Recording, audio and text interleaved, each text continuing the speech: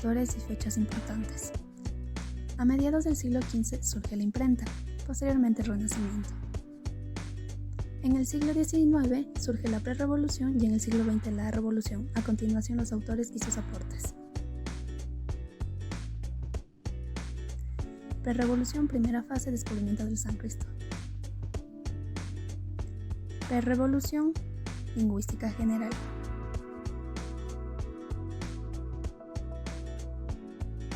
Revolución. La revolución surge en el siglo XX y se tiene el Círculo Lingüístico de Praga o funcionalismo. Y finalmente otros autores de la revolución. Principales fases de la revolución de la lingüística y propuestas de escuela. Conlleva dos épocas, la primera prerrevolucionaria con primera y segunda fase, comprendida hasta 1957, en la que se caracterizó por el gusto por la clasificación de elementos tomados de la observación directa. La primera fase está entre los años 1816 y 1916, en donde el interés estuvo enfocado en la necesidad de estudiar el lenguaje en su funcionamiento actual. Esto implicó división de tareas de la lingüística en aspecto estático y dinámico, y claro, por ejemplo, la adquisición de las lenguas para estudiar la problemática del cambio lingüístico. La segunda fase comprende de 1916 a 1957. Aquí los lingüistas tienen un cambio de rumbo en sus intereses, pero sin embargo mantienen criterios científicos que dependen del positivismo. Aquí abandonan el estudio de la historia y se centran en la descripción de las lenguas que están en su estado. A partir de 1957 inicia la auténtica revolución. Los planteamientos teóricos y las metodologías, y el investigador, de acuerdo con las modernas teorías de la ciencia, comienza a interesarse por la construcción de modelos de funcionamiento y predicción, por lo que se abandonan intereses anteriores. Esta etapa inicia con el estructuralismo lingüístico, que, en una consideración básica, toda lengua es un conjunto de elementos mutuamente solidarios o dados de una estructura de carácter abstracto. De aquí se mencionan dos escuelas: Círculo Lingüístico de Praga o el funcionalismo. Sus propuestas más relevantes se relacionan con las funciones de la lengua, tanto de la lengua literaria, una lengua culta, y de la lengua poética, que es la lengua de textos literarios o artísticos.